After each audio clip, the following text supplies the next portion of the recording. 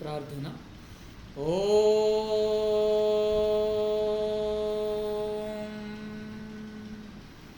ఓం ఓం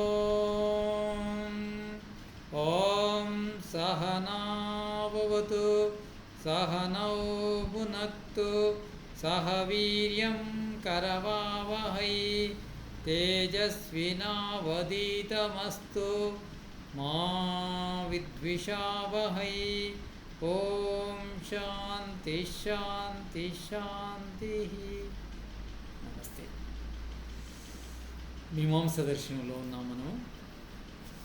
1వ అధ్యాయము 1వ పాదంలో ఉన్నాము. మనము 2వ సూత్రం వరకు చూడడం జరిగింది. 2వ సూత్రం లోపల చోదన లక్షణం అర్థో ధర్మ అని చెప్పడం జరిగింది. అంటే ప్రేరణ ద్వారా లక్షితము చేసే అర్థాన్ని ధర్మము అంటారు. అది మనము ఈ వేద వచనాల ద్వారానే తెలుసుకోవాలి ధర్మాన్ని. ఎందుకంటే ధర్మము అది మనకు భూతకాలం గురించి చెప్తుంది, భవిష్యత్ కాలం గురించి చెప్తుంది, వర్ధమానంలో కూడా మనకు తెలియని విషయాల గురించి చెప్తుంది. వేదం సూక్ష్మ విషయాల గురించి చెబుతుంది, దూరంగా ఉన్న విషయాల గురించి చెప్తుంది, మనకు మధ్య అడ్డు ఉన్నా కానీ ఆ అడ్డు తర్వాత ఉన్న విషయాల గురించి చెప్తుంది. అంటే బయటి విషయాల గురించి కూడా చెప్తుంది.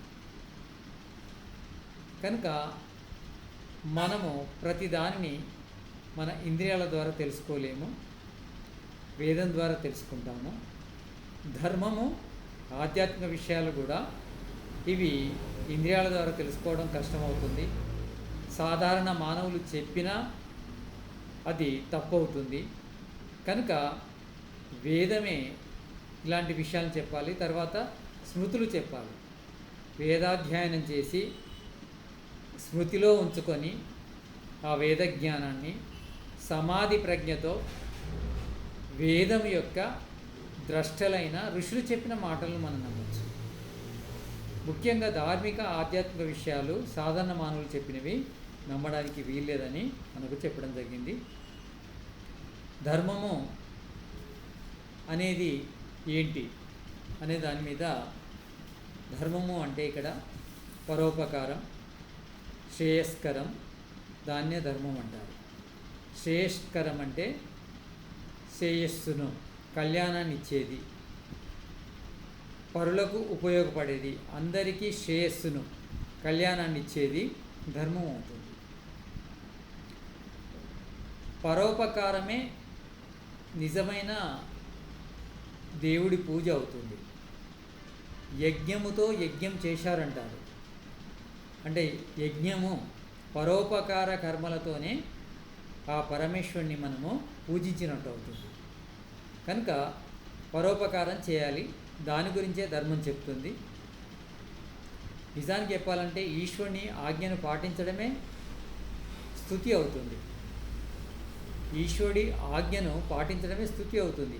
ఈశ్వరుడు చెప్పిన కర్మలు చేయడమే ఈశ్వరుని స్తుతి అవుతుంది, ఈశ్వరుని పూజ అవుతుంది.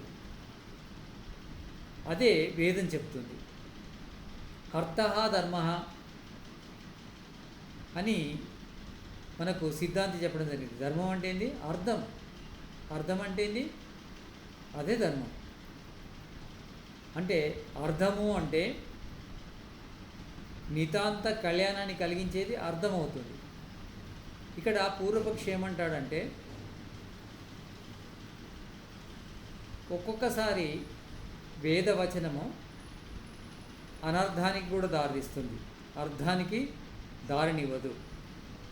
అంటే కేవలము అర్థం గురించి చెప్పదు, అనార్థం గురించి కూడా చెప్తుంది.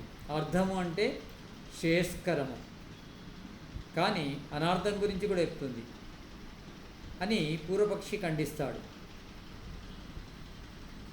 అయితే వేదవచనాల్లో లోపల మనకు ఇదే దర్శనం లోపల ముందు ముందు వస్తాయి కొన్ని రకాల యాగాలు. అందులో శేణపక్షి, వజ్రాయుధము, ఈషు అంటే బాణ ప్రయోగముల గురించి కొన్ని పద్ధతులు ఉన్నాయి. ఇక్కడ వేదవచనము కేవలం అర్థాన్ని చెప్పదు, అనార్థాన్ని చెప్తుందని పూర్వపక్షి ఎలా ఖండిస్తున్నాడంటే వీటి వివరణ ఉంది. శేణపక్షి గురించి, వజ్రాయుధం గురించి, తర్వాత ఈషు అంటే బాణం గురించి ఉంది కనుక ఇవి హింసను కలిగిస్తాయి. హింస అనార్థం అవుతుంది.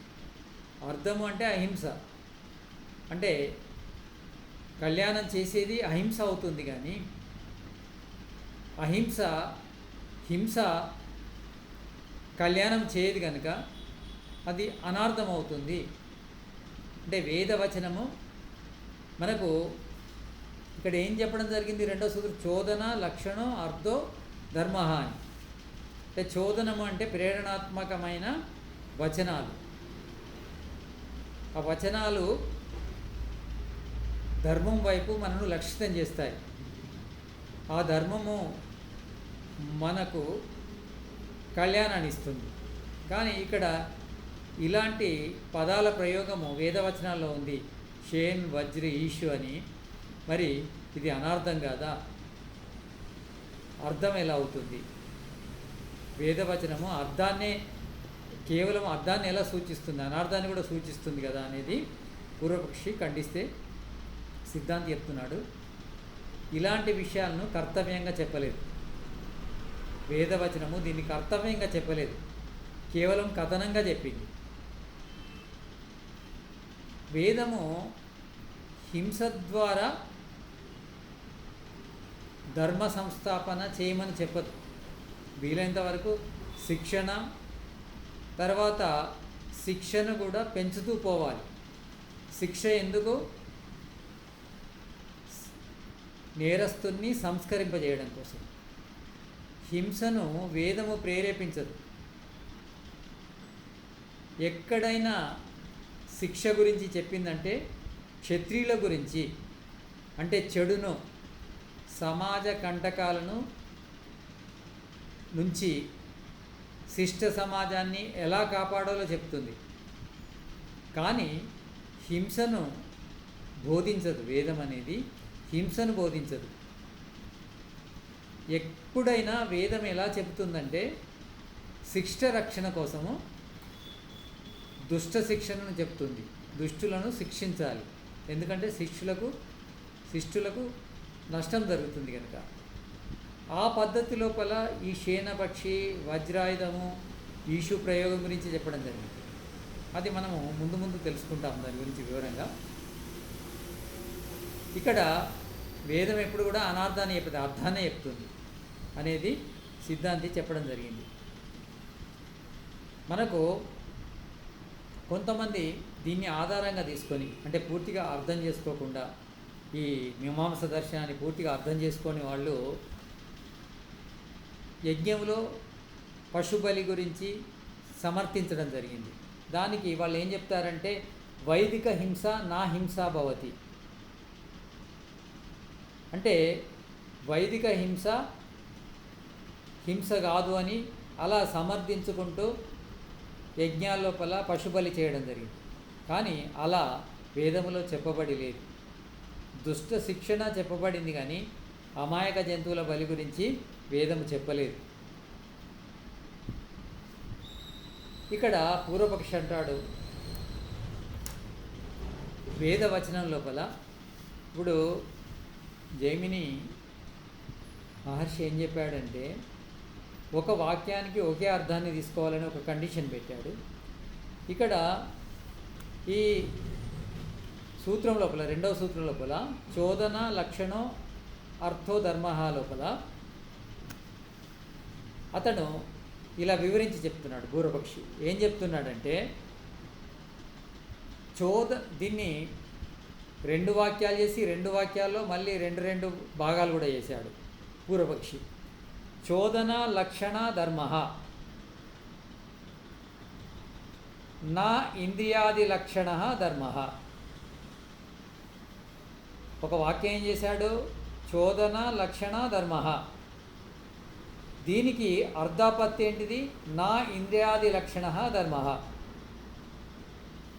చోదన లక్షణ ధర్మ ఒక వాక్యం చేశాడు అంటే చోదన లక్షణం, ప్రేరణ లక్షణం కలది ధర్మము. నా ఇంద్రియ లక్షణ ధర్మ అంటే ఇంద్రియాల ద్వారా తెలుపబడేది ధర్మం కాదు, తెలుసుకునేది ధర్మం కాదు. ఒక వాక్యం లోపల అర్ధపత్తి తీసుకుంటే 2 వాక్యాలు అవుతున్నాయి. రెండో వాక్యం తీసుకున్నాడు. అర్ధచ్చ ధర్మ నా అనార్థ ఇది, నా అనార్థ ఇది. అర్ధచ్చ ధర్మ, అర్థమే ధర్మము. నా అనర్థ ఇది, అనర్థము ధర్మం కాదు. అంటే కళ్యాణాన్ని ఇచ్చేదే ధర్మం, శుభాన్ని ఇచ్చేదే ధర్మం, అశుభాన్ని ఇచ్చేది ధర్మం కాదు. మరి ఒక వాక్యము లోపల ఇలా 2 లేదా 4 వాక్యాలు వచ్చాయి. మరి ఒక వాక్యానికి ఒకటే అర్థం తీసుకోవాలి, ఇక్కడ 4 అర్థాలు తీసుకోవాల్సి వస్తుంది అనేది ఒక ఆబ్జెక్షన్ చేశాడు. ఇందులో ఫస్ట్ సిద్ధాంతం ఏం చెప్పాడు? ఋషి ఈ 2వ సూత్రానికి ముందు ఇందులో 2 ప్రశ్నలకు అర్థం ఉందని చెప్పాడు. ఎవరు? సిద్ధాంతి. కో ధర్మ, ధర్మం అంటే ఏందో చెప్తుంది సూత్రము. కిం లక్షణ, ధర్మం యొక్క లక్షణం ఏంటిదో చెప్తుంది. ఈ 2 ప్రశ్నలకు జవాబు ఇది చెప్పే సామర్థ్యం కలిగి లేదు అనే ఒక ఆబ్జెక్షన్ చేశాడు. తర్వాత ఇది 2 రకాల అర్థాలను తెలియజేస్తుందనే రెండో ఆబ్జెక్షన్ తెలియజేశాడు. చోదన లక్షణ ధర్మ, అర్థాచ్చ ధర్మ. మళ్ళా చోదన లక్షణ ధర్మకు అర్ధపత్తి తీసేసి అర్ధపత్తి నుంచి ఏం చెప్పాడు? నా ఇంద్రియాది లక్షణ ధర్మ. అర్థపత్తి ఏమొస్తుంది? ఇంద్రియాల లక్షణం ధర్మం కాదు. అర్ధచ్చ ధర్మ, దీనికి అర్ధాపత్తి ఏంటిది? నా అనర్థ ఇది, అనర్థం ధర్మం కాదు. ఒక సూత్రం నుండి ముఖ్యంగా 2 వాక్యాలు వచ్చాయి అంటే 2 అర్థాలు వస్తున్నాయి కనుక వాక్య నిర్మాణములో ఒకటే అర్థం తీసుకోవాలని చెప్పడం జరిగింది మీరు.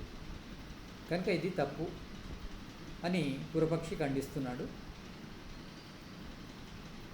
అంటే ఒక సూత్రం నుంచి 2 వాక్యాలు వచ్చాయి. ఈ 2 వాక్యాలు అంటే 2 వాక్యాలు రావడం అనేది మీమాంస దర్శనం ప్రకారము తప్పు. మీమాంస దర్శనంలో కూడా వీలైనంత వరకు ఒక వాక్యం నుంచి 2 అర్థాలు తీసుకోకూడదని చెప్పడం జరిగింది. కానీ అది వాక్యాల విషయంలో, సూత్రాల విషయంలో కాదు. సూత్రం యొక్క నిర్మాణము అనేక వాక్యాల యొక్క కలయిక. సూత్రం అంటే అనేక వాక్యాల నుంచి ముక్కలను తీసుకొని ఒక సూత్రం తయారు చేస్తారు. సూత్రానికి ఆ కండిషన్ ఉండదు. ఒక వాక్యం నుంచి ఒకే అర్థాన్ని తీసుకోవాలనే కండిషన్ ఉండదు. సూత్రానికి ఆ కండిషన్ ఉండదు, వాక్యానికి ఉంటుంది. వైదిక వాక్యములో ఒకటే అనే నిబంధన ఉంది, కానీ సూత్రం లోపల అలాంటి నిబంధన లేదు. 2 వాక్యములు ఉండొచ్చు. ఇక్కడ 2 వాక్యములకు 2 అర్థాలు కూడా ఉన్నాయి. సూత్రంలో 2 అర్థాలు తీసుకోవచ్చు. ఇక్కడ ఒక వాక్యాన్ని కూడా 2 అర్థాలు తీసుకోవచ్చు.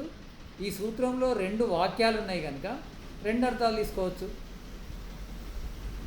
అంటే ఈ సూత్రానికి 2 అర్థాలు తీసుకోవడం లోపల వెనక ఉన్న విషయం ఏంటంటే ఈ సూత్రంలో 2 వాక్యాలు ఉన్నాయి.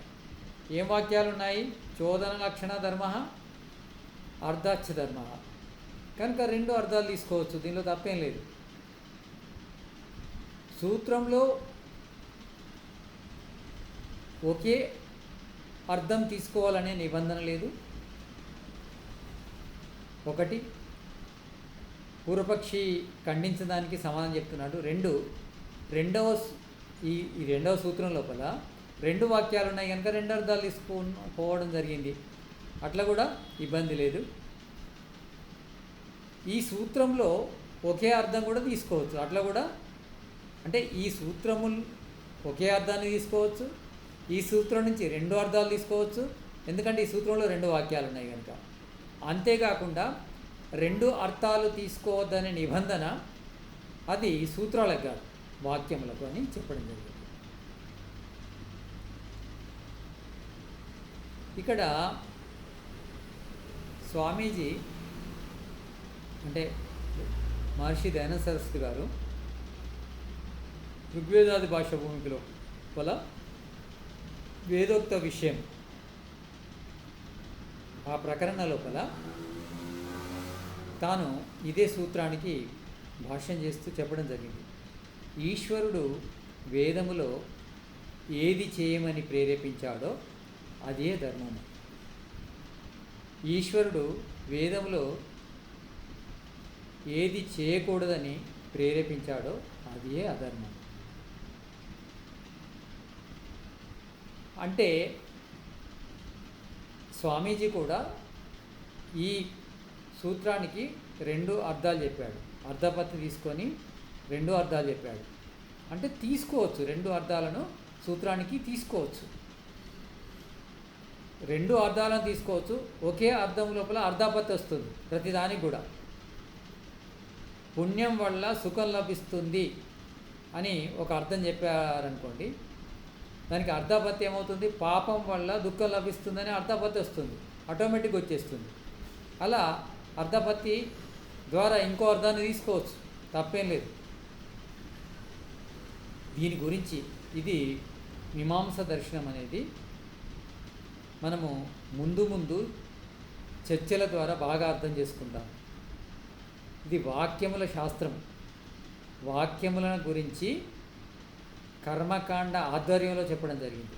కర్మకాండను ఉదాహరణగా తీసుకుంటూ వాక్యాల నిర్మాణం గురించి చెప్పిన శాస్త్రం ఇది. దాన్ని మనం ముందు బాగా అర్థం చేసుకుంటాం.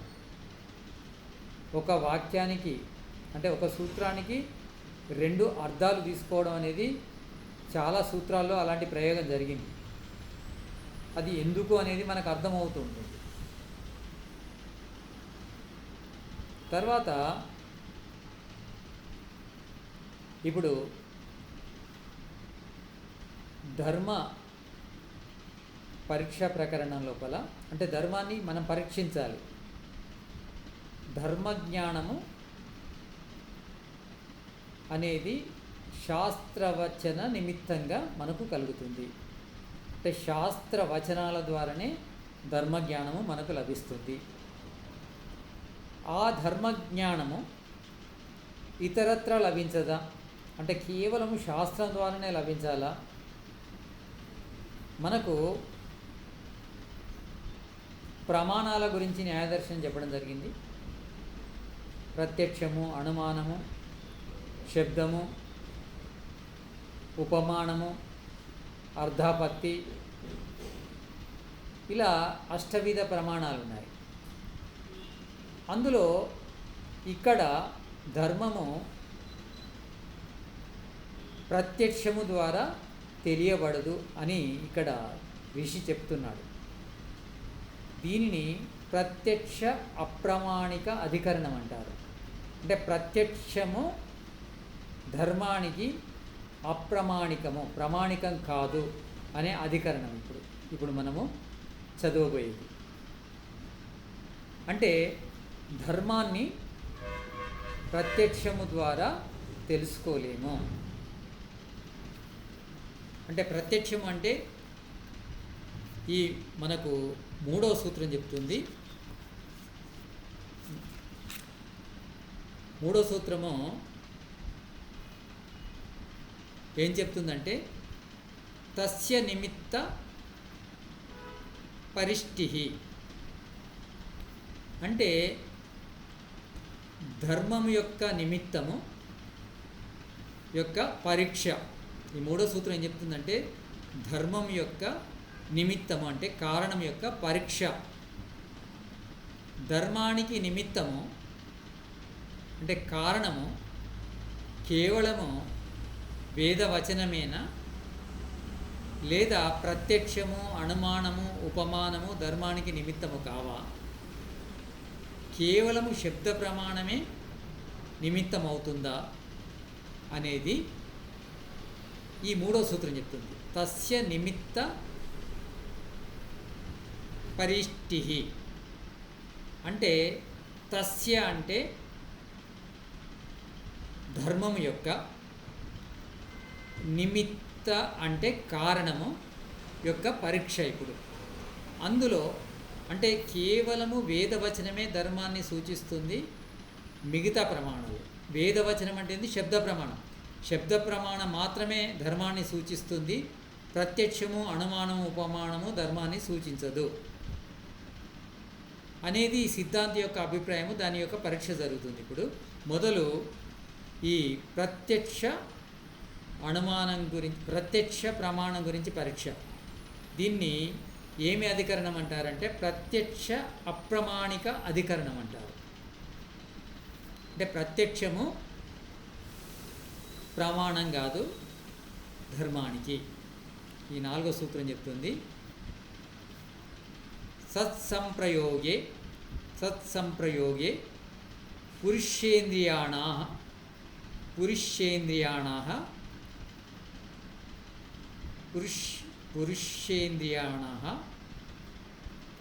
బుద్ధిజన్మ తత్ప్రత్యక్షం విద్యమాన ఉపలంబనత్వాత్. సత్సంప్రయోగే పురుషేంద్రియాణాం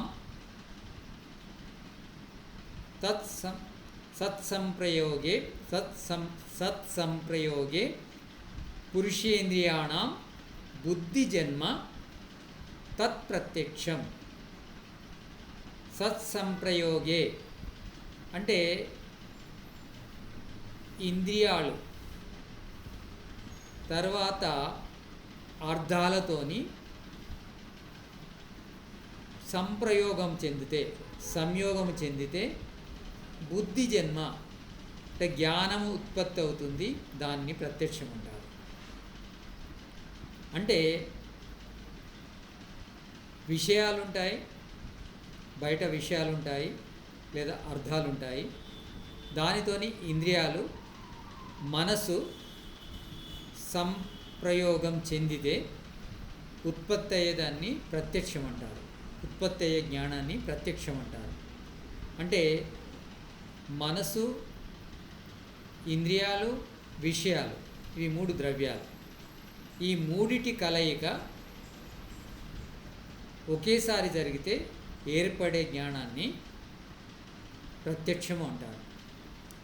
ఈ ప్రత్యక్షము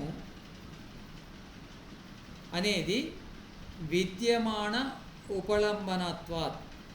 విద్యమాన అంటే ప్రజెంట్ ఉన్న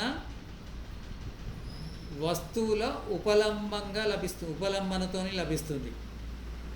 ప్రత్యక్ష జ్ఞానము విద్యమాన వస్తువుల ఉపలంబనతో లభిస్తుంది. అంటే వస్తువుల యొక్క విద్యమానత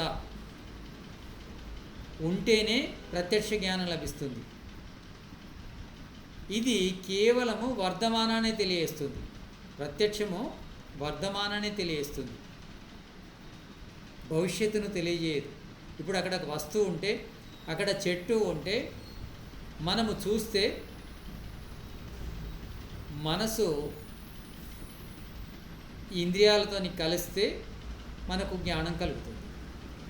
మనసు, ఇంద్రియాలు, వస్తువు యొక్క ఉపస్థితి ఉండాలి, వర్ధమానత ఉండాలి, విద్యమానత ఉండాలి. ఉంటేనే ప్రత్యక్ష జ్ఞానం లభిస్తుంది.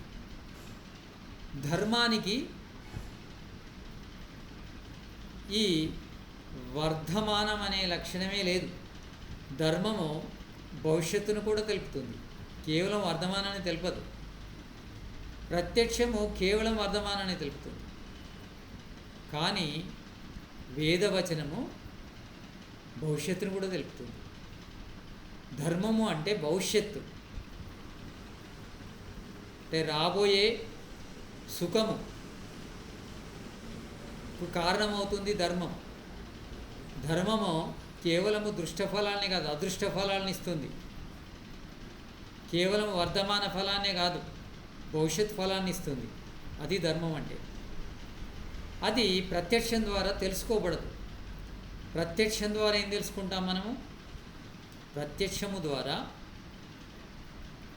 సుఖ దుఃఖాలను తెలుసుకోవచ్చు. ఇది చూస్తే సుఖం కలుగుతుంది, ఇది చూస్తే దుఃఖం కలుగుతుంది, ఇది తింటే దుఃఖం కలుగుతుంది, ఇది తింటే సుఖం కలుగుతుంది, ఇది వింటే సుఖం కలుగుతుంది, ఇది వింటే దుఃఖం కలుగుతుంది. సుఖ దుఃఖాల గురించి తెలుపుతుంది ప్రత్యక్ష జ్ఞానం. కానీ మనకు ఇది హితకరమా అహితకరమా అనేది చెప్పలేదు. అంటే ఇంద్రియాల ప్రత్యక్షం ద్వారా ఏర్పడే జ్ఞానము ధర్మాన్ని తెలుపదు, సుఖ దుఃఖాలను తెలుపుతుంది. ధర్మం అంటే ఏంది? హితము అహితం గురించి తెలిపేది ధర్మం అవుతుంది. హితము అహితం గురించి ఈ ప్రత్యక్ష ప్రమాణం తెలుపదు అనేది ఇక్కడ ఋషి చెప్తున్నాడు. ప్రత్యక్షము కేవలం సుఖ దుఃఖాల గురించి చెప్తుంది, హితము అహితం గురించి చెప్పదు. ధర్మము సుఖ దుఃఖాలతో పాటు హితము అహితం గురించి చెప్తుంది. అంటే ఇప్పుడు లభించే, వర్ధమానంలో లభించే సుఖ దుఃఖాలతో పాటు భవిష్యత్తులో లభించే సుఖ దుఃఖాలను హితము అహితం అంటారు. అంటే సుఖము ఇప్పుడు సుఖాన్ని ఇస్తుంది, హితము తర్వాత కూడా సుఖాన్ని ఇస్తుంది. అంటే సుఖం గురించి ప్రత్యక్షం తెలియజేస్తుంది, కానీ హితం గురించి తెలియదు ప్రత్యక్షం. అది కేవలము వేదవచనమే తెలియజేస్తుంది. ఇది హితమా అహితమా అనేది ఇంద్రియాలు చెప్పలేవు, ఇంద్రియాలు చెప్పలేవు. అంటే ప్రత్యక్ష ప్రమాణము ధర్మాన్ని తెలుపలేదు, శబ్ద ప్రమాణం మాత్రమే తెలుపుతుంది. మరి ఉపమానము, అనుమానము, అర్ధాపత్తి ఇవి మరి ధర్మాన్ని తెలుపుతాయా? అంటే ఇవి కూడా తెలుపు. అనుమానం కూడా ధర్మాన్ని తెలుపలేదు, ఉపమానం కూడా ధర్మాన్ని తెలుపలేదు, అర్ధాపత్తి కూడా ధర్మాన్ని తెలుపలేదు. అందుకే విద్యమాన ఉపలంబనత్వాత్ వీటన్నిటికి కూడా వర్ధమానాన్ని తెలిపే సామర్థ్యం ఉంది, భవిష్యత్తును తెలిపే సామర్థ్యం లేదు. అంటే ఈ అనుమానం కూడా, అంటే ప్రత్యక్షంతో పాటు అనుమానం కానీ, ఉపమానం కానీ, అర్ధాపత్తి కానీ ప్రత్యక్షపూర్వకంగానే తెలిసే ప్రమాణాలు. అంటే ప్రత్యక్షపూర్వక ప్రమాణాలు ఇవన్నీ కూడా. ప్రత్యక్షపూర్వకంగానే అనుమానం ఉంటుంది, ప్రత్యక్షపూర్వకంగానే ఉపమానం ఉంటుంది, ప్రత్యక్షపూర్వకంగానే అర్ధాపత్తి ఉంటుంది. ప్రత్యక్షపూర్వకంగా వచ్చిన ప్రమాణాలు కనుక ఈ ప్రమాణాలు కూడా ప్రత్యక్షపూర్వకంగా వచ్చాయి కనుక ప్రత్యక్షం వలె వర్ధమాన విషయాన్ని మాత్రమే తెలుపుతుంది, కేవలం సుఖ దుఃఖాలను మాత్రమే తెలియజేస్తుంది. హితాన్ని అహితాన్ని తెలియజేసే సామర్థ్యము ఈ మిగతా ప్రమాణాలకు కూడా లేదు. కేవలము శబ్ద ప్రమాణానికి మాత్రమే ఆ సామర్థ్యం ఉంది. శబ్దము అంటే ఆప్తోపదేశ శబ్ద, ఆప్తోపదేశమే శబ్దం, ఆప్తుల ఉపదేశమే శబ్దం అవుతుంది. అంటే ఆప్తోపదేశం లోపల వేదం అనేది పరమ ప్రమాణం, వేదాన్ని మించిన ప్రమాణం ఏది లేదు. వేదాన్ని పరమ ప్రమాణం ఎందుకన్నారంటే వేదవచనము ఇది తప్ప ఒప్ప అని ఇంకో వచనము ద్వారా తెలుసుకోవాల్సిన అవసరం లేదు. వేదవచనము స్వత ప్రమాణం, పరమ ప్రమాణం. వేదవచనమే ధర్మానికి ముఖ్య ఆధారం. అంటే మనము ధర్మజ్ఞానాన్ని తెలుసుకోవాలంటే ప్రత్యక్ష ప్రమాణము, అనుమాన ప్రమాణము, ఉపమాన ప్రమాణము, అర్ధాపత్తి ప్రమాణము అవి ధర్మాన్ని తెలుపలేవు. కేవలం శబ్ద ప్రమాణం మాత్రమే తెలుపుతుంది. ఆ శబ్ద ప్రమాణం అంటే ఏంటి? ఆప్తోపదేశం. ఆప్తోపదేశంలో కూడా ముఖ్యంగా శృతి ప్రమాణము, వేదవచనం మాత్రమే మనకు ధర్మాన్ని తెలుపుతుందని మనకి ఇక్కడ ఋషి చెప్పడం జరిగింది. అంటే ఇక్కడ ధర్మము అనేది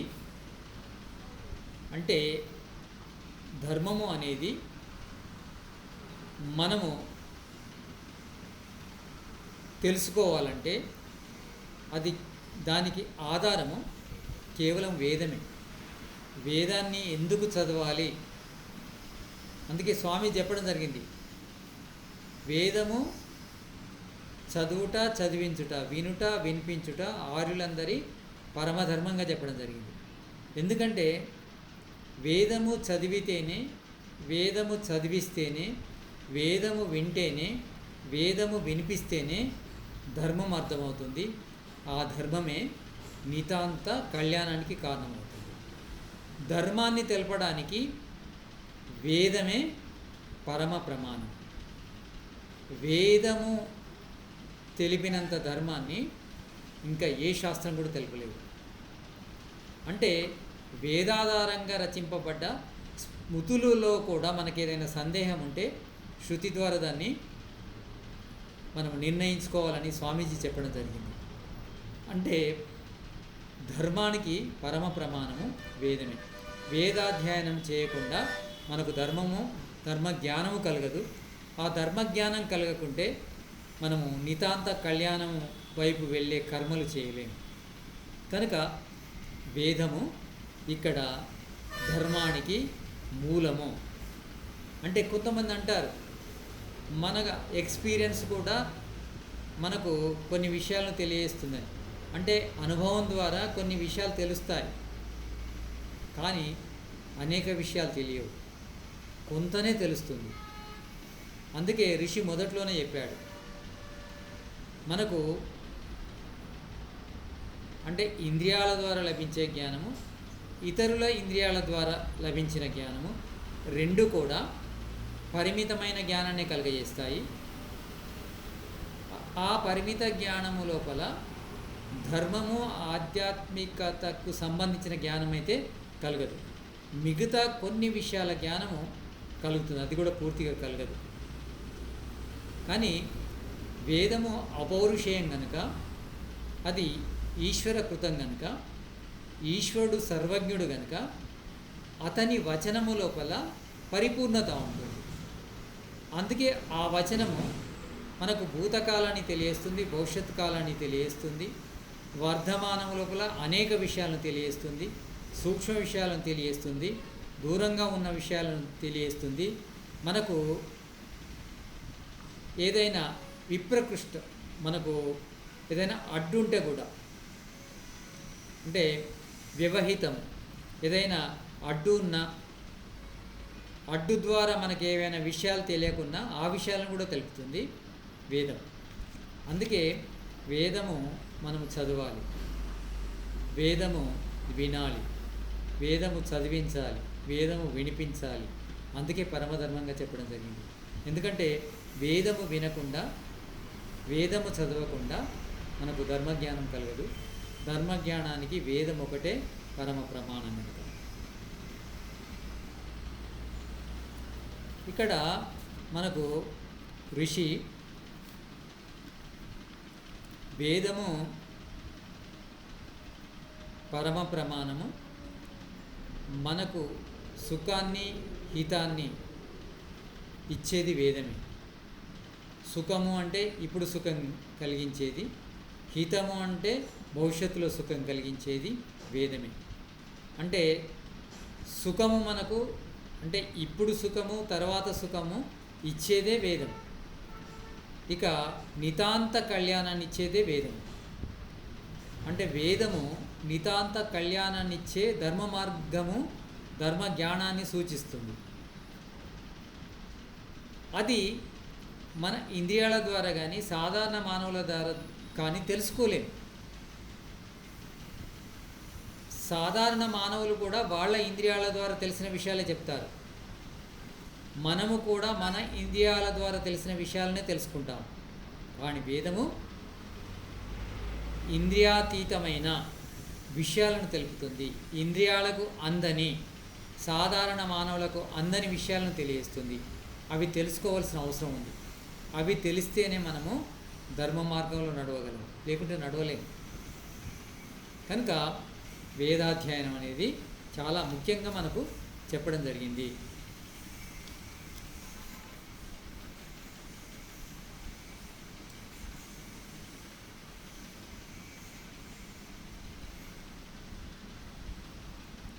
ఇక్కడ పూర్తిగా మనము జ్ఞానాన్ని పొందకుంటే సత్యాన్ని పూర్తిగా అర్థం చేసుకోండి. మిడిమిడి జ్ఞానము ప్రమాదకరం. Of knowledge is most dangerous. అందుకే శాస్త్రాల యొక్క అధ్యయనం చేయాలి మనం. అంటే మనిషిగా సర్వశాస్త్రాల అధ్యయనం చేయాలి.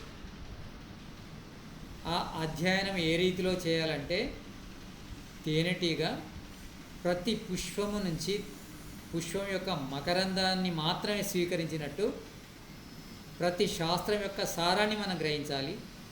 ఆ శాస్త్రాల సారాల ఆధారంగా మనం సత్యాన్ని నిర్ణయించడం, లేకుంటే సత్యాన్ని నిర్ణయించడం కష్టమవుతుంది.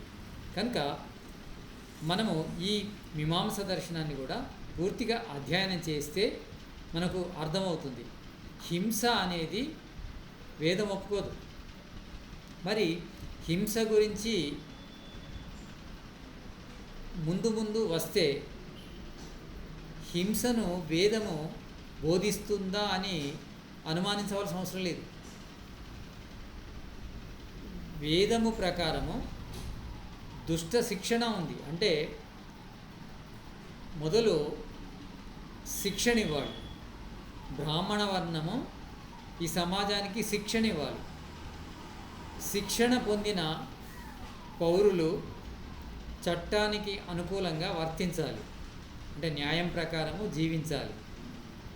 న్యాయము అంటే ఏంటి? వాళ్ళ స్వార్థం కోసము ఇంకొకరికి నష్టం చేయకపోవడం.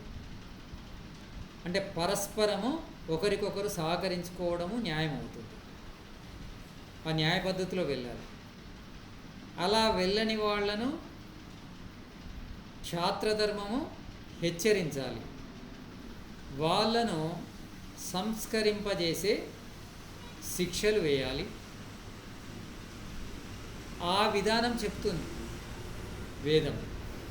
అంటే ఏ విధంగానైతే ఈశ్వరుడు పాపం చేస్తే మనకు కష్టాలు ఇస్తాడో, పుణ్యం చేస్తే సుఖాలు ఇస్తాడో, రాజు కూడా ఈ సమాజంలోని వ్యక్తులను అదేవిధంగా సంస్కరింపజేయాలి. అంటే చట్టము, శిక్ష అనేది బలంగా ఉంటే మనుషులు తప్పులు చేయడానికి భయపడతారు. అంటే తప్పు చేస్తే కష్టం లభిస్తుంది, అంటే మంచి చేస్తే సుఖం లభిస్తుంది, చెడు చేస్తే దుఃఖం లభిస్తుంది, చెడు చేయకూడదు అనే భయములో బ్రతుకుతారు. ఆ భయములో బ్రతకడం కోసం శిక్ష. ఇక్కడ హింస కోసం కాదు శిక్ష. శిక్షకు అర్హులు కాకుండా ఈ సమాజ పౌరులందరికీ శిక్షణ ఇవ్వాలి. ఏది తప్పు, ఏది ఒప్పు, అది తెలియజేసేదే వేదం. ఏది తప్పో ఏది ఒప్పో తెలియజేసేదే వేదవచనం. దానినే ధర్మం అంటారు. వేదం ఏమి తెలియజేస్తుంది? తన వచనాల ద్వారా అనే సరి అయిన అర్థాన్ని చెప్పడానికి మనకు సామర్థ్యము కలిగించే శాస్త్రమే ఈ మీమాంస దర్శన శాస్త్రం. ఈ మీమాంస దర్శనము అనేది వేదవచనాలకు వేదం ఏమి చెబుతుంది అంటే దాని అర్థం ఏమి చెబుతుంది అనే విషయాన్ని తెలియజేస్తుంది కర్మకాండ ఆధారంగా. ఈశ్వరుడు వేదమును ఋషుల హృదయములందు మొదలు ప్రకటింపజేసినప్పుడు వేదము శబ్దాన్ని, అర్థాన్ని రెండింటినీ కూడా ఏకకాలంలోనే ప్రకటించాడు. కేవలం శబ్దాన్ని ప్రకటించలేదు, శబ్దానికి అర్థాన్ని కూడా ప్రకటించాడు. అందుకే శబ్దార్థ సంబంధము నిత్యం అంటారు. వేదములోని శబ్దార్థాల సంబంధము నిత్యము, అది మారదు. ఓం సూర్యాచంద్రమసౌ దాత యదా పూర్వమకల్పేత్ దివంచ పృథివీంచ అంతరిక్షమతో స్వహ. సూర్యాచంద్రమసౌ దాత యదా పూర్వమకల్పేత్, సూర్యుణ్ణి చంద్రుణ్ణి మిగతా గోళాలన్నింటినీ కూడా, నక్షత్రాది గోళాలన్నింటినీ కూడా యథాపూర్వమే నిర్మించాడు. అంటే ఇంతకుముందు ఎలా నిర్మించాడో అలానే నిర్మించాడు. అంతేకాదు, వేదములోని ప్రతి శబ్దాన్ని, శబ్దం యొక్క అర్థాన్ని ఇంతకుముందు సృష్టిలో ఏ విధంగా ఉపదేశించాడో ఇప్పుడు కూడా అదే విధంగా ఉపదేశించాడు. అంతేకాదు, ఇక ముందు కూడా ఇదే విధమైన జగత్తును రచిస్తాడు, ఇదే విధమైన వేదాన్ని ప్రకటిస్తాడు. వేదములోని శబ్దాలకు ఏదైతే అర్థమో ఇప్పుడు బోధించాడో ఇక ముందు కూడా అదే బోధిస్తాడు. అంటే వేద శబ్దాలకు అర్థానికి ఉన్న సంబంధము నిత్యము. అంటే వేద శబ్దానికి ఏదైతే అర్థము ఈశ్వరుడు చెప్పాడో అది అలానే ఉంటుంది. ఆ అర్థం ఏం చెప్పాడు ఈశ్వరుడు, ఈ వేద వచనాలకు ఏమి అర్థాన్ని చెప్పాడో, అంటే ఈశ్వరుడు చెప్పిన అర్థం ఏంటిది ఈ శబ్దాలకు అనేది తెలియజేసేదే మీమాంస దర్శనం. అంటే శబ్దము అర్థము రెండు నిత్య సంబంధం కలిగేది. అంటే నిత్య సంబంధము కలవి అంటే అర్థం ఏంటిది, శబ్దానికి అర్థము నిశ్చితంగా ఉంటుంది. అంటే వేద శబ్దాలకు అర్థము నిశ్చితంగా ఉంటుంది. ఆ నిశ్చితమైన అర్థాన్ని తెలియజేసేదే ఈ మీమాంస. అది మనం అర్థం చేసుకోవాలి. అంటే మనకు శబ్దం తెలుసు, అర్థం తెలియకుంటే అనార్థాలు వస్తాయి. వేదము, అందుకే వేదాధ్యయనం తర్వాత అతాతో ధర్మ జిజ్ఞాస. వేదము, వేదాధ్యయనము చదివిన తత్కాలమే, వేదాధ్యయనం చేసిన తత్కాలమే ఈ ధర్మ జిజ్ఞాస చేయాలి. అంటే వేద వచనాలకు సరి అయిన అర్థాన్ని తెలుసుకునే సామర్థ్యాన్ని పొందాలి. అంటే వేద వచనాలకు రకరకాల అర్థాలు చేశారు, అంటే ఇష్టమైన రీతిలో అర్థాలు చేశారు. అది ధర్మం కాదు. వేదానికి ఏదైతే నిజమైన అర్థం ఉందో అది ధర్మం అవుతుంది. వేద వచనాలకు ఇష్టమైన రీతిలో అర్థాలు భాష్యాలు చేస్తే అది ధర్మం కాదు. ఈశ్వరుడు ఆ వేద వచనానికి, ఆ వేద శబ్దానికి, ఆ వేద మంత్రానికి ఏదైతే అర్థము చెప్పాడో అది చెబితే అది ధర్మం అవుతుంది. వేదానికి అసలైన భాష్యము, అర్థము ఏంటో చెప్పేదే ఈ శాస్త్రం. కనుక దాన్ని తెలుసుకోవాలి. అంటే వేదాధ్యయనం చేస్తే సరిపోదు. అంటే ఇంతకుముందు, ఇప్పుడు వైదిక గురుకులాల లోపల వేదాధ్యయనంతో పాటు వేదం యొక్క అర్థాన్ని కూడా చెప్తారు. కానీ ఆ వేదం యొక్క అర్థము చెప్పిన ధర్మ జిజ్ఞాస చేయాలని ఇక్కడ శాస్త్రంలో చెప్పబడింది. ఇక వేదార్థము చెప్పని గురుకులాలు కూడా ఉంటాయి. అంటే కేవలము వేద మంత్రాలను కంఠస్థం చేయించడము, వేదాలను ఉచ్చరించే విధానం తెలియజేయడం, ఇది మాత్రమే వేదాధ్యయనంలో జరిగిందనుకోండి గురుకులాల లోపల, తప్పకుండా ధర్మ జిజ్ఞాస చేయాలి. అంటే వైదిక గురుకులాల లోపల కూడా ధర్మ జిజ్ఞాస చేయాలి. ఇంకా వైదిక గురుకులాలు కాని గురుకులాల్లో కూడా వేదం నేర్పుతారు. ఏం నేర్పుతారు? వేద మంత్రాలు నేర్పుతారు, దాని ఉచ్చారణ నేర్పుతారు. అంత మాత్రమే సరిపోదు. ఆ వేద మంత్రానికి సరి అయిన అర్థమేంటో తెలియజేయాలి. దాన్ని ధర్మ జిజ్ఞాస అంటారు. ఆ ధర్మ జిజ్ఞాస అనేది చాలా ముఖ్యమైనది. ఇప్పుడు సమాజం లోపల ఈ రకరకాల పద్ధతులు రావడానికి, మనుషులందరూ ఒకటిగా లేకపోవడానికి, రకరకాల సాంప్రదాయాలు ఉండడానికి కారణం ఏంటంటే వచనాలకు సరి అయిన అర్థం తెలియకపోవడం. వచనాలకు సరి అయిన అర్థం తెలియజేసే పనే ముఖ్యమైన పని ఇప్పుడు సమాజంలో. వేద వచనాలకు సరి అయిన అర్థము తెలిస్తే ఆ సరి అయిన అర్థమే ధర్మం అవుతుంది. అదే ఈ శాస్త్రం యొక్క ముఖ్య ఉద్దేశం. ఇంతటితో ఈ క్లాస్ ముగిస్తాను. నెక్స్ట్ క్లాస్లో కలుసుకుందాము. మీకు ఎలాంటి సందేహాలున్నా కామెంట్ రూపంలో రాయండి. తర్వాత మనము సత్సంగాల రూపంలో కూడా ఈ శాస్త్రాలపైన చర్చ కూడా ఉంటుంది. నెక్స్ట్ క్లాస్లో కలుసుకుందాము. ధన్యవాదాలు. నమస్తే. శాంతి.